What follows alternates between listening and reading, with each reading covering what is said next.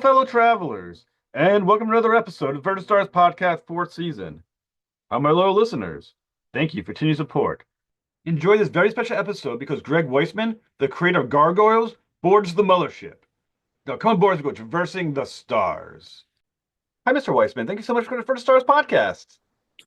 Thanks for having me aboard. It's a big deal for me. I've been a fan of Gargoyles for many years. I still remember watching it as a teenager. So I want to thank you so much for coming on the show. Happy to do it. Thanks for having me. So I always start off with a question of inspiration. So what inspired your love for writing and who your earliest influences? Oh, I have a lot of influences. Um, mythology was a big influence. There were a couple books by the Dallaires, called one on Greek mythology and one on Norse gods and giants that were sort of big deals to me. Still are. I Later in life, Faulkner was the work of William Faulkner was a big influence. Obviously, the work of William Shakespeare is a big influence on me. Lots of television, cartoons, lots of comic books. Hill Street Blues, the television series, is and was a massive influence on me, on Gargoyles, and on many other things that I've done. So, like I said, you're best known for Gargoyles, which, like I said, is one of the premier cartoons, especially of the '90s. A cartoon that was made for older audiences, even though it was still aired, I think, at kid time slots. It still felt like something that, as an older teenager, I could look at and go, "This is a serious story," and I really appreciate it. Thanks. We had a target audience of boys 6 to 11 that we had to hit for economic purposes, and I think we succeeded in that. But that wasn't satisfactory to us. We wanted to reach girls as well as boys. We wanted to reach um, tweens and teens and college students and geeky adults like we were. And that was the key thing, is that we decided very early on that we were going to make the kind of television series that we would like to see, and that we were passionate about, and then just cross our fingers that the audience would be there with us. And that pretty much worked out as we planned. Now, at the very beginning, it was owned by Disney, correct? It's still owned by Disney. But did you convince Disney to to allow you to create a cartoon that felt very different from what Disney tends to create? Um, it, it to be honest, the first time I pitched it, it wasn't that different.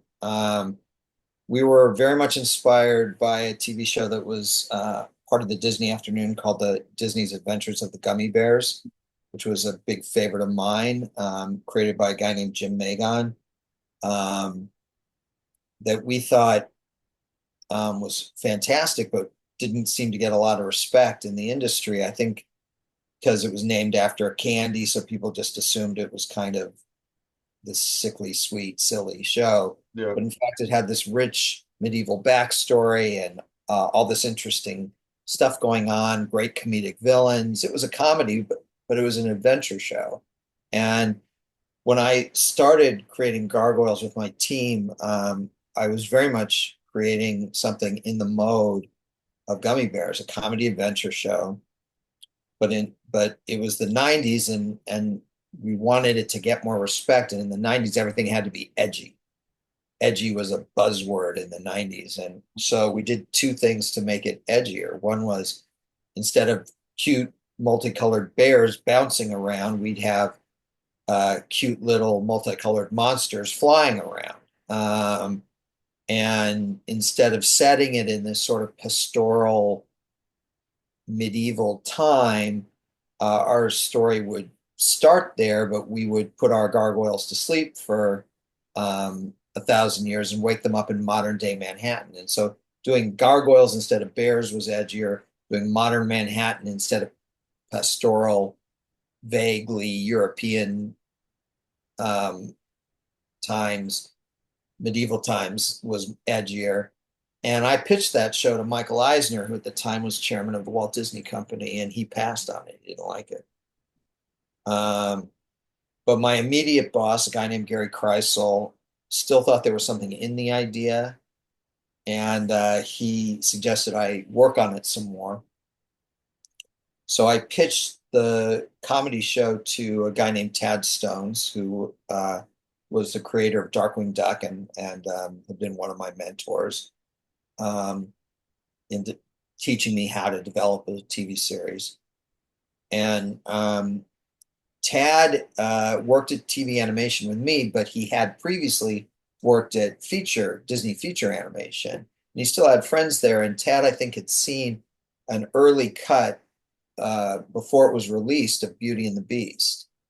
And so he looked at our pitch for gargoyles and he said, "You've got all these cute little gargoyles running around. What if you ditched all of them and instead had one big gargoyle? Instead of it being gargoyles, call the show The Gargoyle and have one big gargoyle because you've already got this human female character. You could do a sort of Beauty and the Beast thing." Now, I hadn't seen Beauty and the Beast yet, but that sounded good to me.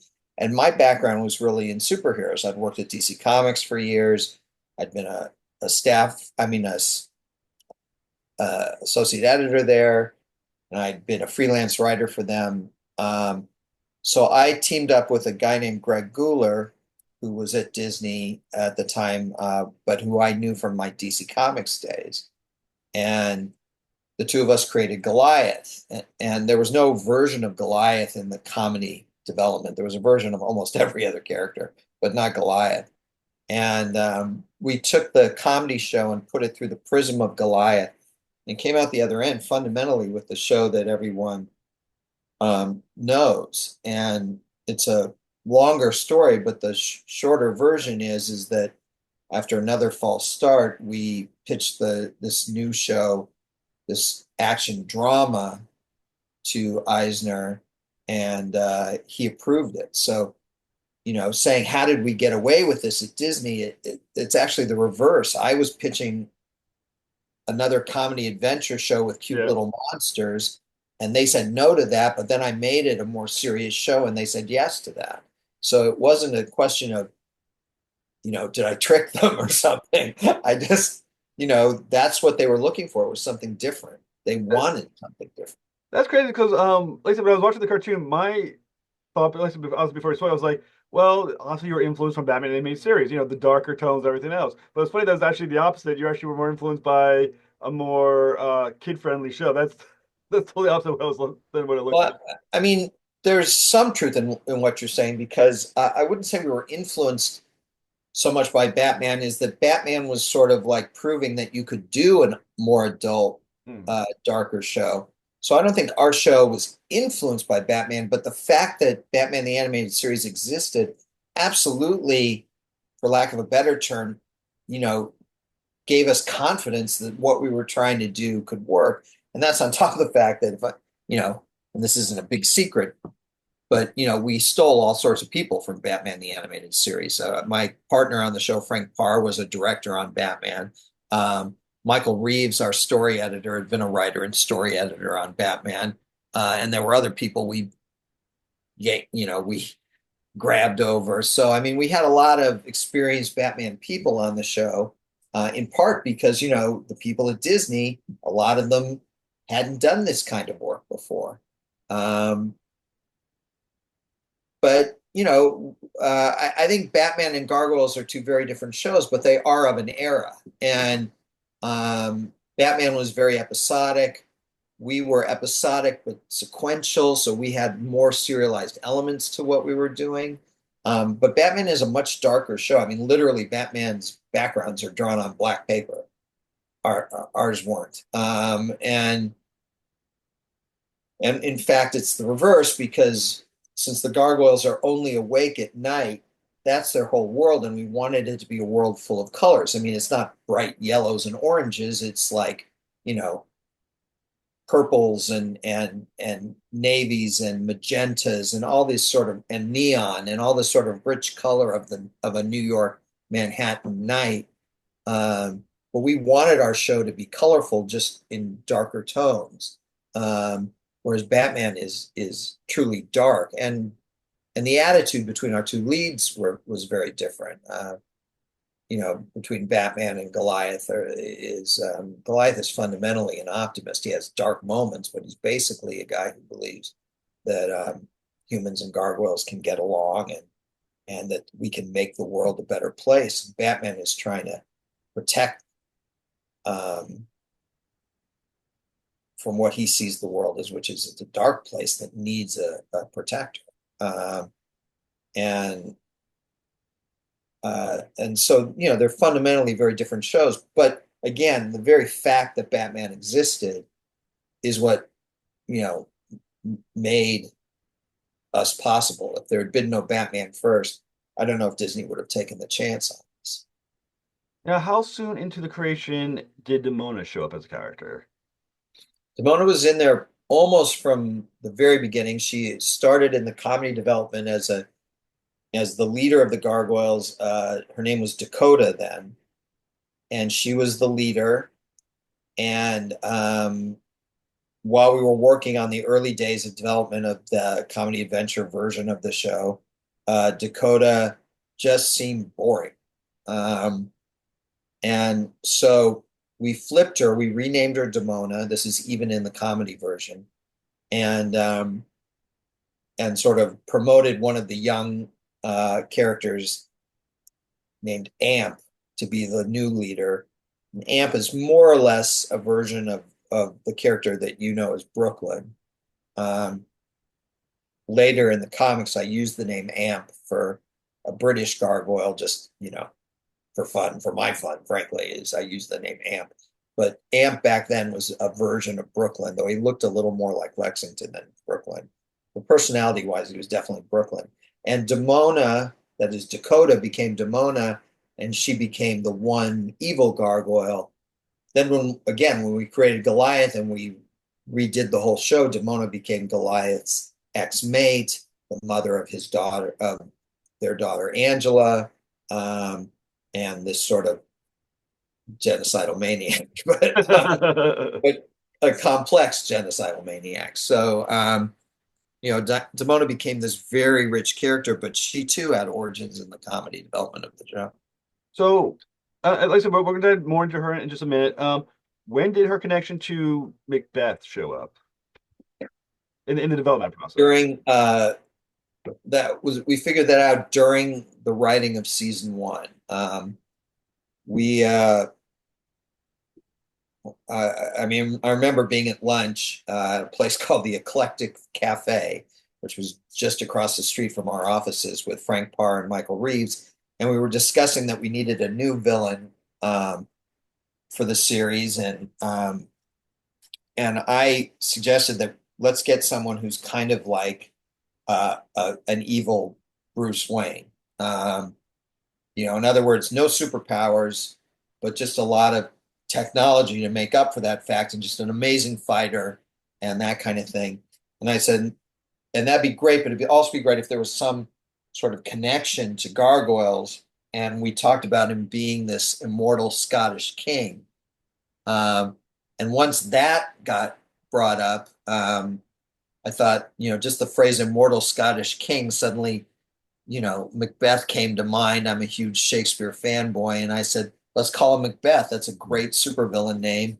And then the further we got into it, the more we decided it's not just that he's called MacBeth, he is MacBeth. And then I had a couple people, my assistant at the time, Monique Beatty, who now runs production at DreamWorks TV Animation, but back then was my executive assistant, did research on MacBeth. And a friend of mine, a woman named Tuppence McIntyre, who at the time was a deputy district attorney for Los Angeles County, but just was interested in Scottish history because she's of Scottish descent. She also did some research for us. And we found that the historical story of MacBeth was fascinating. In fact, in some ways more interesting than the version that we know from Shakespeare. And so we sort of combined Shakespearean elements with the true history, and then, threw gargoyles into it, Demona specifically, but others as well. And came up with, for season 2, City of Stone. But as early as season 1 episode, Enter Macbeth, when you go to Macbeth's mansion, you see these stained glass windows that are clearly depicting him and Demona. And he claims that the reason he's going after the gargoyles is because he wants to capture their queen. And Goliath is like, queen, we have no queen. And he's like, and Macbeth is like, you have, there's Demona. And Goliath is surprised, you know Demona? And Macbeth says, know her. I named her. We didn't even know yet how that was going to happen. We just had this idea that he had given her the name, and we'd figure out later what the circumstances of that were. And we did figure that out for season two. But back in season one, it was just, let's create this connection between Demona and Macbeth, and we'll figure out the details later. But we knew that Demona had been alive for 1,000 years, so the calendar, literally, I mean, I have this timeline that's over 400 pages long now. It wasn't that long back then, but I had it. Yeah. And so, we put Macbeth's dates into the timeline, and that was right during a period relatively early on in Damona's 1,000-year journey. So it all seemed to fit. And that's the thing about the Gargoyles universe, is that when it's working, things just seem to click. They seem to coalesce, and it feels less like I'm writing it and more like I'm uh, just tapping into the actual Gargoyles universe and recording what happened there. Well, you know what? I do love Macbeth. I'm a English teacher, so I got to teach Macbeth a lot, and it's my favorite Shakespeare play. It's such a brilliant character. Especially like I said, the history, and my memory of the history is correct. I'm going back some couple of years. I'm not teaching your high, but when I taught high school, it turns out he was actually a good king, historically speaking. Am I correct Yeah, with that? yeah. He ruled in peace for 17 years. It was so peaceful, he actually took a pilgrimage to Rome. And when you think about that, in medieval times, that's not like, hey, let's hop on a plane, we'll go to Rome and we'll be back in a couple weeks. Yeah. No, that's a journey of a year, Mm. or more. And I don't remember now. I used to know this stuff by heart, but my memory isn't what it used to be. I could look it up quickly enough. Mm. Um, but yeah, the country was so peaceful, he was able to leave it for a long period of time to go to Rome and meet the Pope and then come back, and it was still at peace because he left things in such great shape. And in Shakespeare's Macbeth, Duncan is the great wise king that Macbeth murders, and Macbeth's rule is just, horrid. Yeah.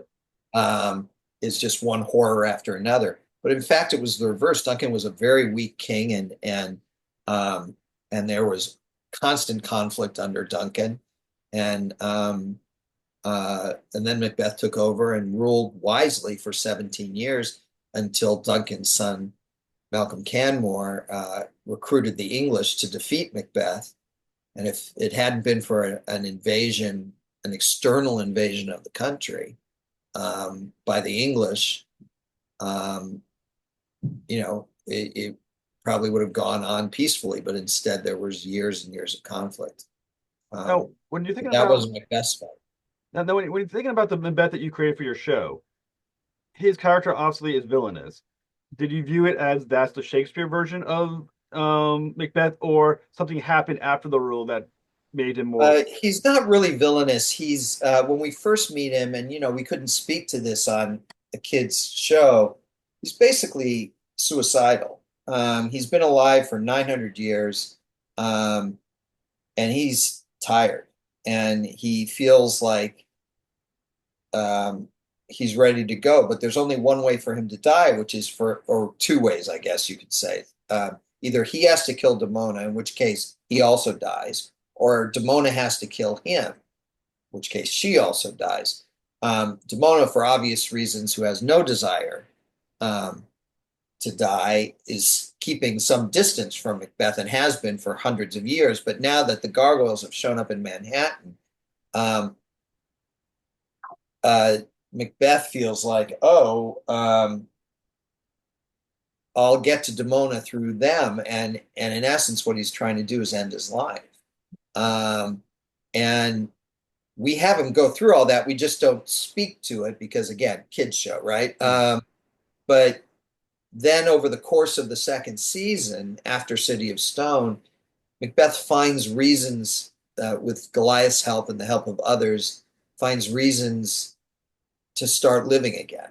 And and in essence, at this point in the series, MacBeth is an ally to the Gargoyles, and he was never evil. He always had, like for example, even from the first episode where he was introduced, he refused to just go up to the Gargoyles and smash them while they slept. He was willing to fight them and take them down, but he had too much honor to attack them when they couldn't defend themselves. So he was always a character with this sort of odd sense of honor, or peculiar sense of honor, I guess. And um, but he was a desperate man when we first meet him, and as time passes, he becomes sort of a much more positive character. Now I wouldn't even call him a villain. He can still be an antagonist at times if he's at cross purposes with other of our characters, but I wouldn't call him a villain at all. Now, as we're going to focus a lot on Demona, I love Demona as a character. And I kind of in my head, I kind of made a comparison. I don't know how you feel about it.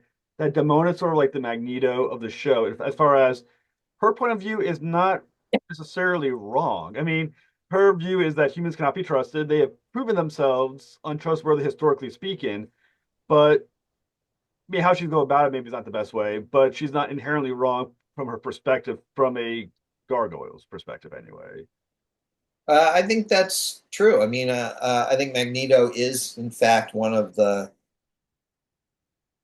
models of the character a little bit. And I think that, yeah, a lot of Damona's point of view is based on hard facts, Hmm. but it's also partial because she always skips over the part where she's to blame. um, Damona's worst enemy, she thinks it's the human race, but in fact, Damona's worst enemy is Demona. Hmm. That she's always sabotaging herself one way or another. And she's always creating half the crises that she's involved in.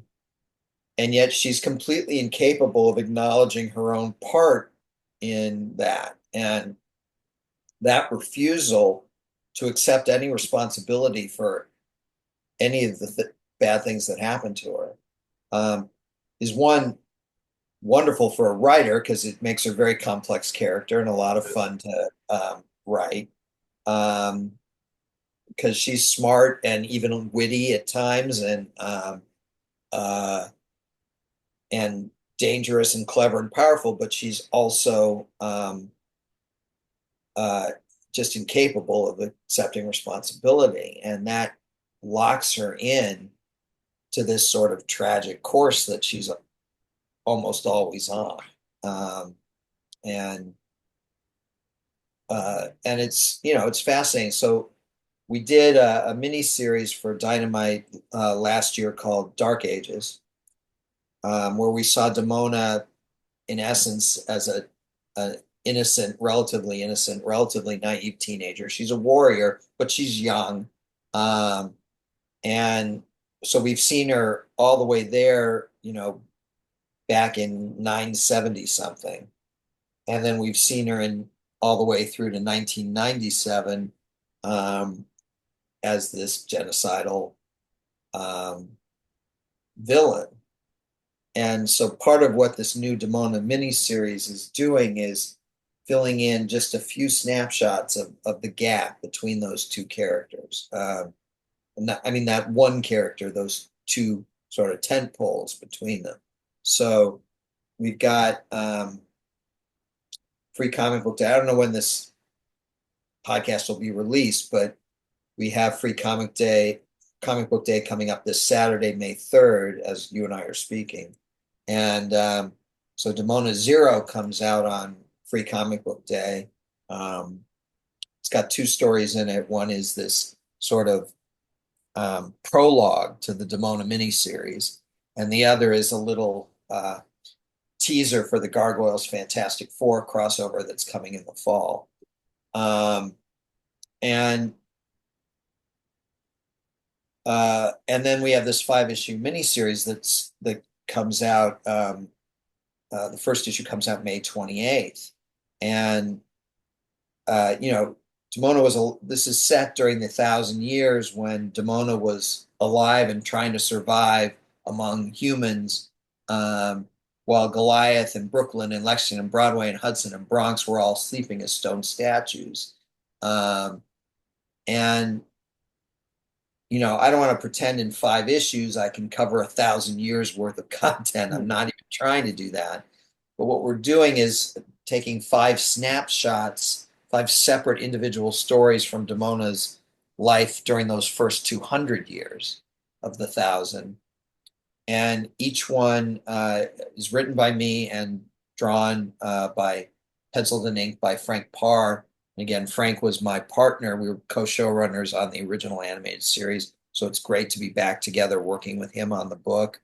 Um, and each story is set in a different year, set in a different location, and they even each have their own genre. They've got their own feel and mood to them. So the first issue is historical fiction. The second issue is swashbuckling adventure. The third issue is a horror story. The fourth issue is a mystery story. And the fifth issue is an elegy. And so they've each got this sort of unique feel and tone. We've got Robbie Bavard coloring all 5 issues plus issue 0. And Robbie was one of our colorists back when we did Gargoyles for SLG back in 2008, 2009. So it feels like with Jeff Eagleberry, who's our letterer, and Nate Cosby, our editor, it feels like we're sort of getting this all-star band together to do Gargoyles, and it's been a lot of fun. Now, when you think about Demona, once again, we're going to cover about thousands of her life. We and you in Dark Age, we saw her younger, and we've seen her in 1997. When you think about the character, was there in your mind any moment where she wasn't going to turn out the way she did? I mean, was there? Do you think there's a version of her that could have been stayed by Goliath's side, been with the Gargoyles, believed in humanity, or was she always, because either inherent bias or just how she sees the world, going to turn out the way she did? I think that's a interesting question. It's almost impossible to answer without getting into all sorts of hypotheticals. Well, if this happened, and if this happened, and if this happened, I suppose. I don't want to make it sound like it was destiny and she had no free will or anything like that. But, she made certain choices along the way. Some of them were relatively innocent at the time. In Dark Ages, we showed her get captured and feel powerless at the hands of this sort of pretty evil Scottish king. She's rescued, but that feeling of helplessness at the hands of a human clearly stuck with her. And the Archmage sees something in her and offers to make her his apprentice. And she takes him up on that, but the Archmage is clearly a negative influence on her. I mean, we didn't see that all the way into, we only did 6 issues of Dark Ages. It was a mini series, but you got hints of that because their relationship just began by the end of it. But clearly he wasn't a great influence. And I think she had ambition and she had legit fears, and some of these things overtook her. And so she participated in what became the Wyvern Massacre in 994. And that was so huge. I mean, the destruction of nearly all of her clan. And from her point of view, certainly in that moment, it seemed like all her clan was gone, all of it, that she was the only survivor because they were either all destroyed or they were frozen in stone at night. She didn't witness that, so she didn't know why. She didn't know that there was an escape clause at the end or anything like that. So from her point of view, it was like one way or the other, they were all gone, including Goliath, her great love. And that was so big and so overwhelming that she could not take responsibility for it. And she had to blame someone. And the easiest group to blame, obviously, was the humans. And so, if things had gone differently, yeah, she might have turned out differently if she hadn't been captured in Dark Ages, if she hadn't, if the clan hadn't been destroyed, a lot of things could have changed who she wound up being. But again, it just begins to get so hypothetical that it's almost kind of pointless. I don't think she sort of hatched inherently evil. If that, in essence, is the question you're asking, then no, I think the answer But is no. I guess I think she's way more complicated than that. I guess my thought was because there's an inherent flaw in her character as far as there's, as you said, there's ambition, there's this inherent bias against what humans are, that trajectory and that kind of psychology would eventually have found a way to hate the humans because of that's how she kind of functioned. Maybe, but we've seen moments like with MacBeth. She spent 17 years as his primary advisor, and it was all going pretty well. And one imagines that her hatred of humans sort of fell off for a period of time and then, came screaming back later for reasons, again, that are partially her fault. Not totally her fault, but partially her fault, but which she won't acknowledge. And so, I think that she has a sort of Shakespearean character flaw, but I don't know if it had to go all the way to Shakespearean tragedy if things had turned out different. But again, you have to begin to get into so many hypotheticals that I don't know where to even start from. And I think another interesting about her character is that Gargoyles, as mentioned in the cartoon, made for life. So technically, the idea that she still loves Goliath, you have to assume that that's true. She still has, 1997. How, I mean, is that just like through the motions? Does she still have that feeling for Goliath that she thinks she's doing stuff for Goliath? Or at some point, because they've gone through so much against each other, it is over. I mean, that there's no longer that made for life does not adhere to them anymore. Well, I mean, one of the ironies about Demona is that of all the gargoyles we know, she's the most human. And that's not a compliment. Hmm.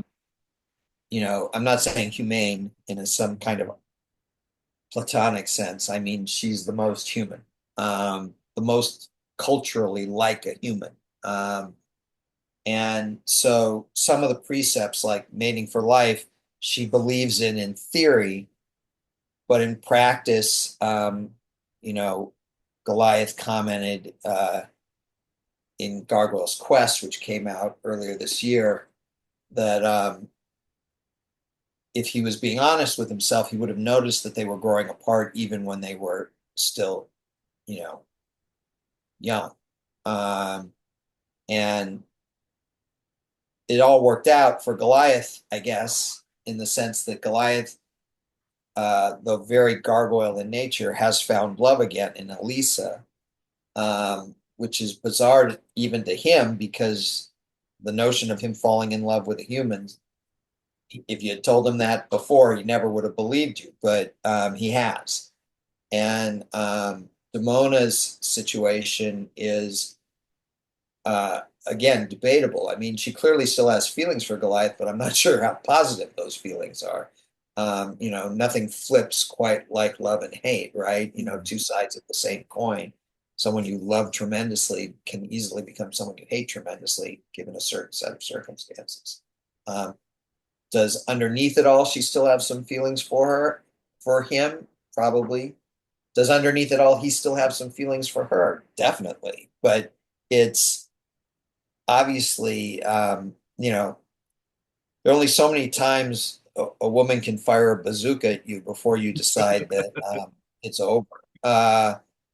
And so, Goliath has, in essence, moved on, and he's got someone to move on with. And Demona is still sort of trapped in her denial, and so finding that person is hard. Now, one thing she says in Gargoyles the Quest, she's basically refers to herself as the last true gargoyle. Um, Over the course of Gargoyles Demona, we find that span of time, are we getting an exploration of what that means to her, what that means to be a true gargoyle, then, if she is then the last one? Well, I think the first thing you have to acknowledge is that she's kind of full of shit. um, she thinks she's the last gargoyle because she wants to think that, not because there's any real truth to it. And I think even in Quest, that's sort of proven out. Um, that she thinks that when she and Goliath grapple for that power, that because that she's more gargoyle than he is, and so because he's dating Elisa. She thinks she's more gargoyle and that she will be able to control the power. But the truth is that she's always been a little more human than she'd ever want to admit. And the fact that on top of that, she also turns into a human at sunrise every day probably contributes to that as well.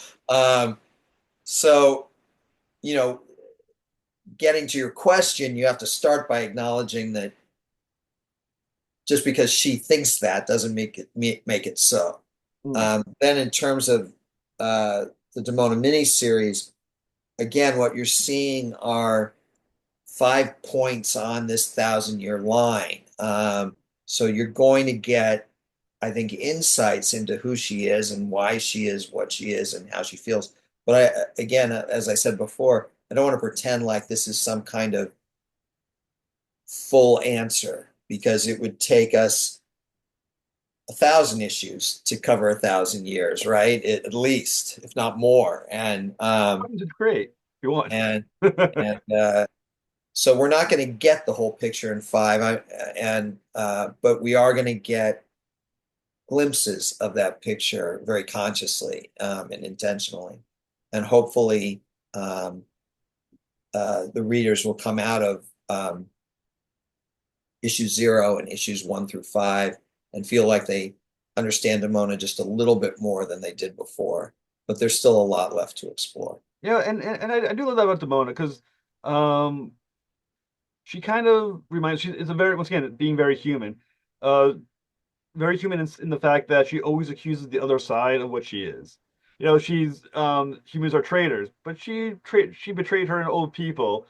You know, as you mentioned, she's the most gargoyle, but she's actually more human, as you said. Like everything she is, she accuses the other side of being instead, which is kind of an interesting character flaw as well. Yeah, I mean, I see that in politics a lot As these days. I'm trying to figure out how to like kind of go into it, not know exactly where you fall.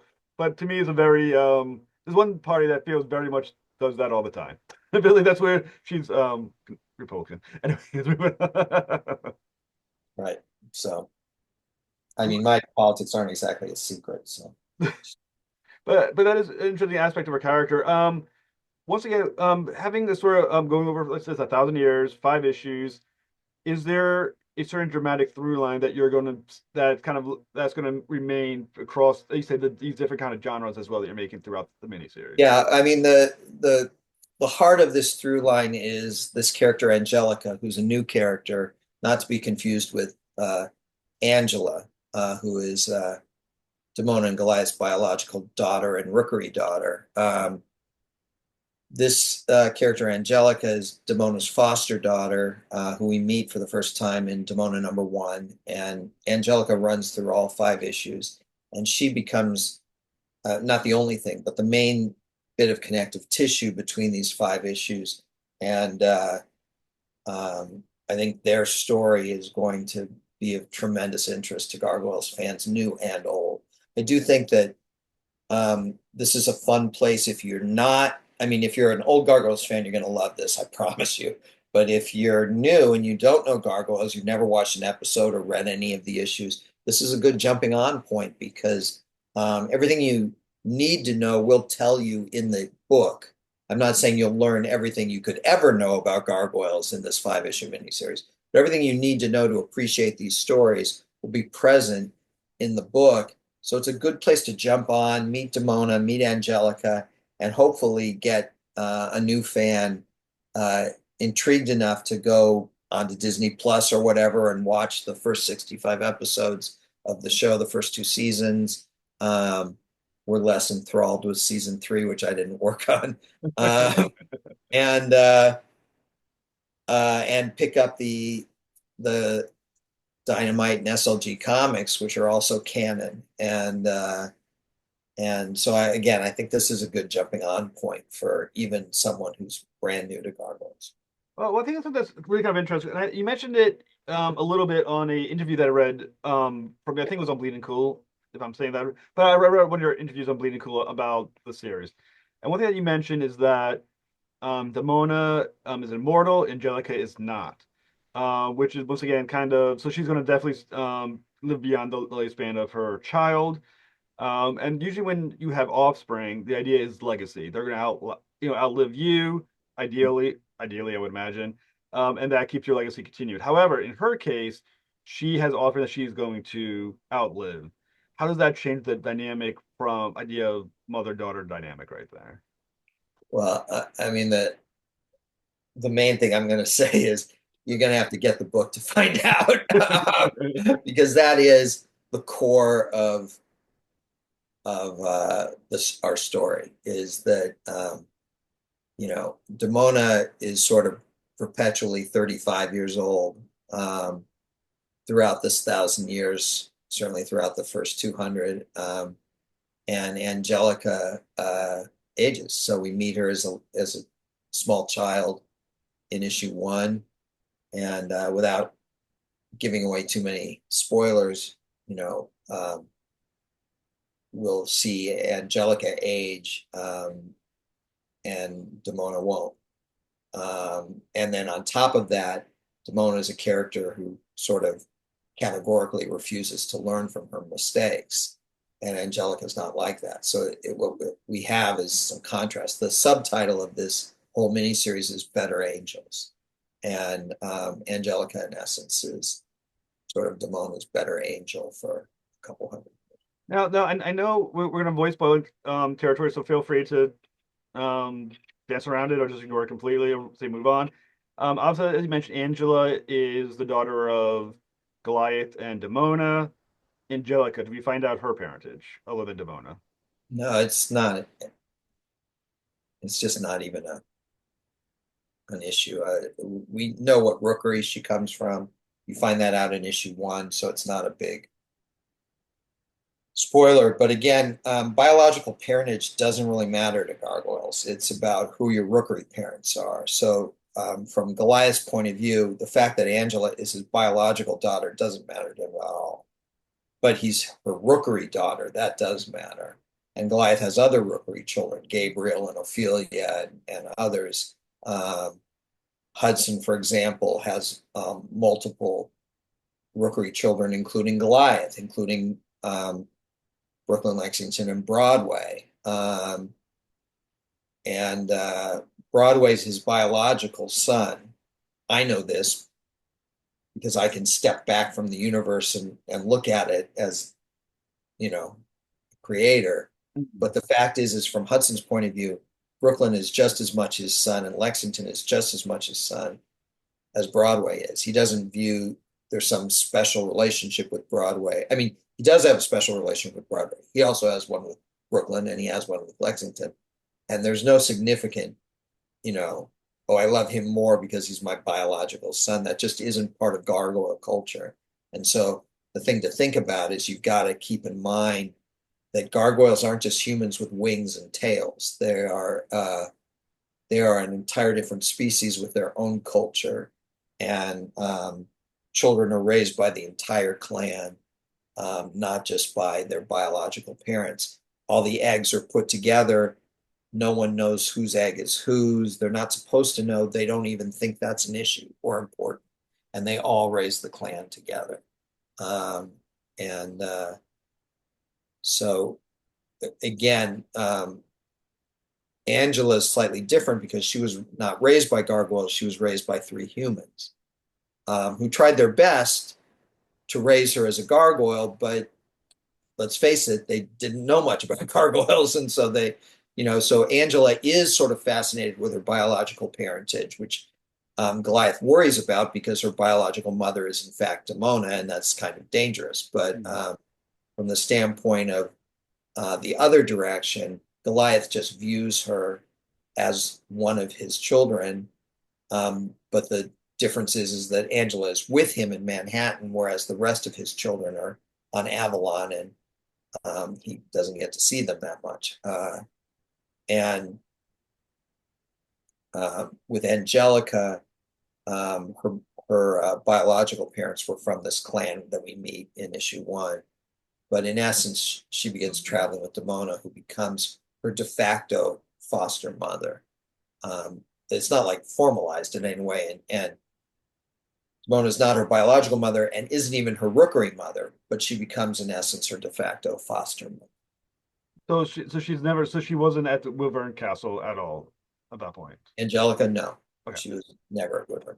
So within this mission of Gargoyles Demona, are we going to see MacBeth? Is he going to pop up in the series There's a or tiny cameo in issue one that I'll say because it's like on page two, I think. It's on page one or two, I forget. Tiny cameo in issue one. I'm not going to say whether he shows up in the next uh, four issues after that because I don't do spoilers. no? Totally fair. I don't want you to dive too deep into it. Um, is there But a there will be, without saying who, I will promise there are going to be familiar characters showing up as the story continues. You'll see some folks that we've met before.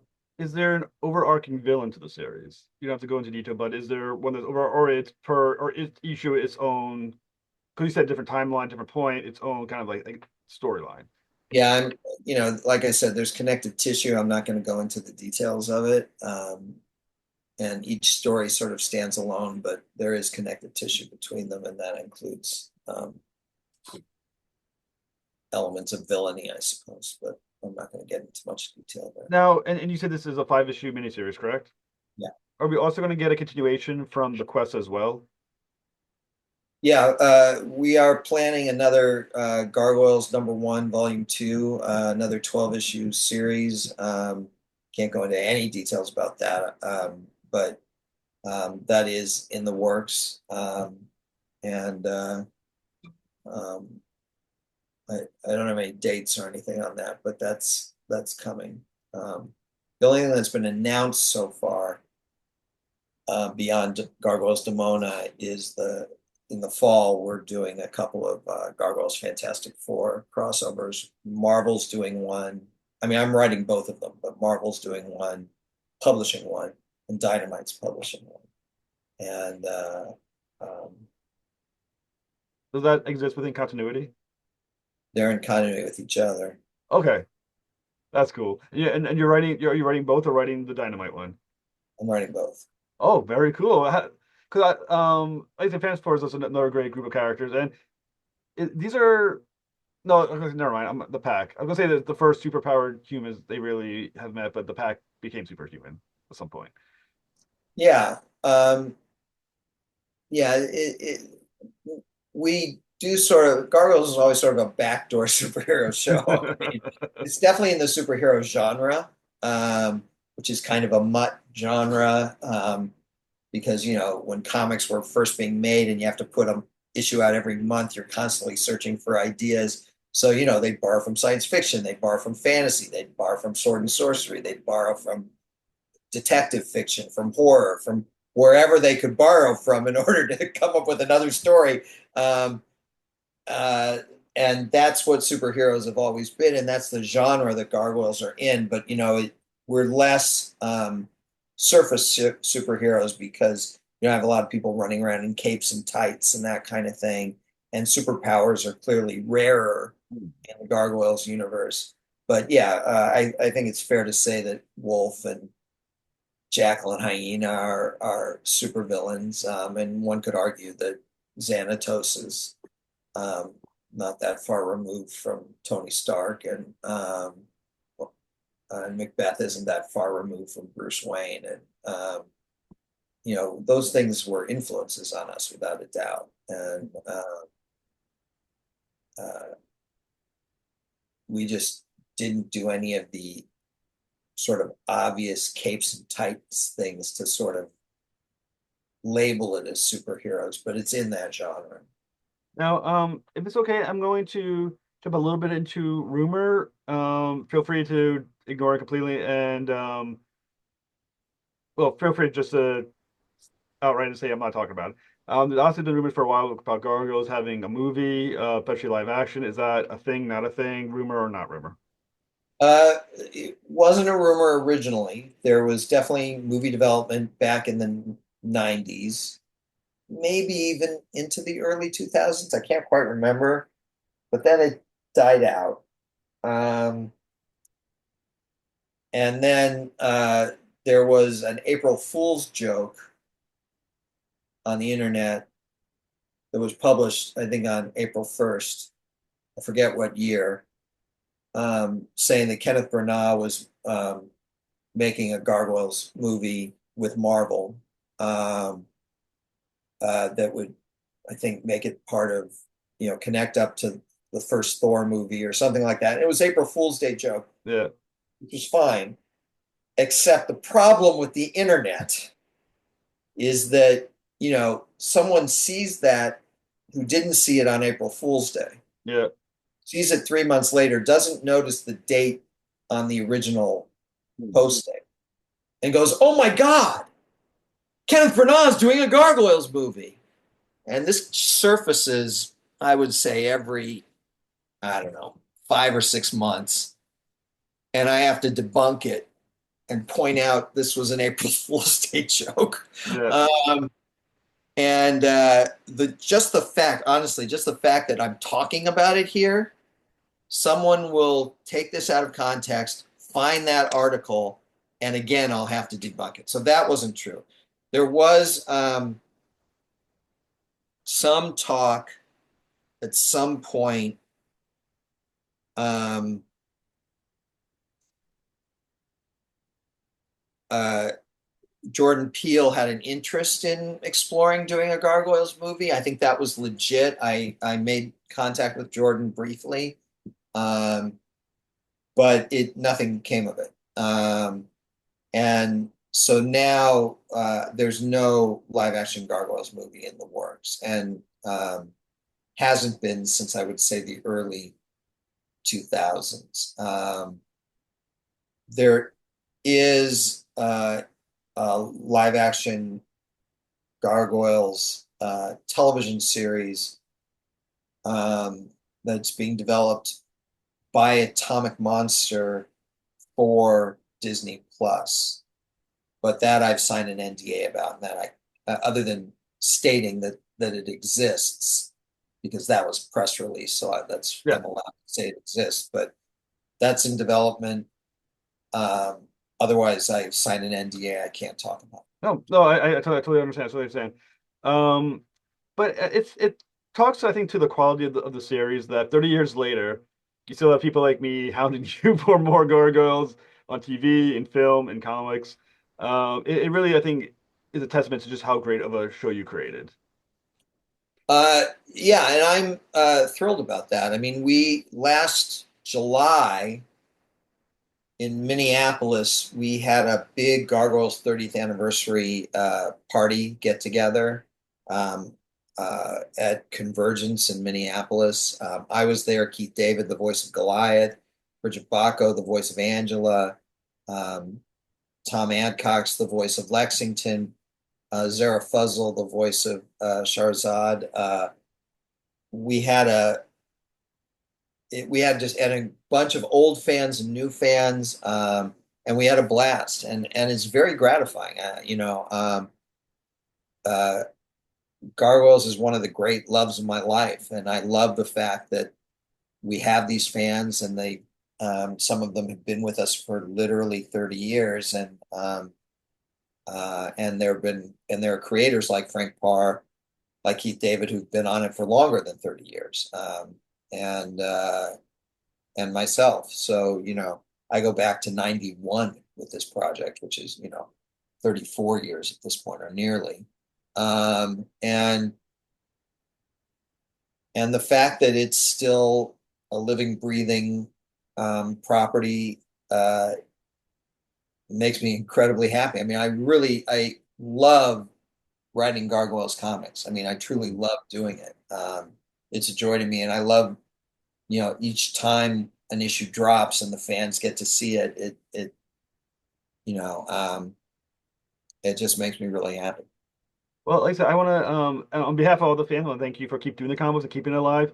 And not only that, but I really appreciate the fact that you are direct with this is in continuity. This is a continuation of the story. It's just not, how, someone makes like Darkwing Duck comic books. They're not Darkwing Duck the cartoon. It's like the separate thing. These are direct continuations of the cartoon. I think that's fantastic. I mean, if you talk to Tad Stones about Darkwing Duck, he's like, we were sort of anti-continuity in that show. So comics is as much continuity for Darkwing as the TV show ever was. But yeah, Marvel did a bunch of comics when the show was on the air, and those we don't consider canon. I think they're great stories, but I was too busy making the show to sort of supervise what was going on with those comics, and the storylines just don't quite fit. And again, the third season, what's called the Goliath Chronicles, that was done for ABC as opposed to the 2 seasons that I did for syndication with Frank. There was almost an entirely different staff working on those shows, all very talented people, but again, it just doesn't really feel like Gargoyles. It's got a different tone to it. It's got a different feel to it, and the stories don't quite fit. So, and there were Disney Adventure comics and TV Guide and stuff like that. But I think of season one as our season one, season two as our season two. I think of the 18 issues I did for SLG, 12 of Gargoyles and 6 of Gargoyles Bad Guys. I think of that as our true third season, and all the Dynamite stuff through the end of Quest, I think of as Gargoyle's fourth season, and I think of Demona Zero, which comes out on Free Comic Book Day, as the first story of what will become Gargoyle's fifth season, and so I love the fact that Dynamite, we've actually done enough comics that I feel like, all right, we've completed the fourth season, and now we're starting into the fifth. Now, once again, not talking about the live action, but thinking because honestly, X-Men '97 became a big deal. Is there any possibility as well as having a cartoon series return like Gargoyles '97? And would it come after the comic books, or would it be, or would that have to be changed and how that all plays out? They're right now Disney's focus in not in publishing, but in media is on this live action development. So I've had discussions with Disney TV Animation about doing Gargoyles '98 or something like that. Yeah. And the answer I've gotten is not right now. They want to see what happens with the live action thing before they make any decisions about animation. Um, and so when you ask that question about how would we work continuity and that kind of thing, I can't answer it because until we actually got in there and um, had conversations with Disney executives, with everyone involved. First off, there's no. I don't mean this to sound negative. I would hope I'd be involved. I want to be involved, but there's no guarantee that I'd be involved because, again, I don't own Gargoyles. Disney owns Gargoyles. If they choose to use me, that's great. Makes me very happy, but they're not obligated to. They own the property outright. And but assuming that I was involved, those would all be conversations we'd have when the time comes. And it's just too frivolous to worry about now what those decisions might be because I don't know whether it might be a year from now, 6 years from now. There are too many ifs. Again, it's like what we were talking about earlier. There's so many hypotheticals that would have to fall into place that there's no way for me to sort of predict the answer of that. So we'll just have to cross our fingers that that's a problem we have to solve someday. At the moment, we're too far away from that. Once again, I'm gonna ask one last question about about the TV show, the live action, and what for frequency of the NDA to just say can't talk about it. Um, for instance, Darkwing Duck, the new cartoons, Tad Stone was an advisor, not the showrunner. Larry Houston was an advisor on X-Men '97, not the showrunner. Are you an advisor or showrunner for the series? I can't talk about Okay, fair enough. it. Again, other than saying it exists, I can't talk about it. Fair enough, fair enough. And like I said, I just want to once again thank you so much for making such a great show, a great comic book, and feel free to come back on the show anytime you want. I would love to have you back on to talk about whatever future series and the Fantastic Four one as well. Thank you, Mr. Weisman, so much. It's been an absolute honor, sir. Thanks. Call me Greg. That's probably easier. Greg, thank you so much, sir. Yeah, thanks. It's been fun. So I'm happy to come back. No problem. Have a good night.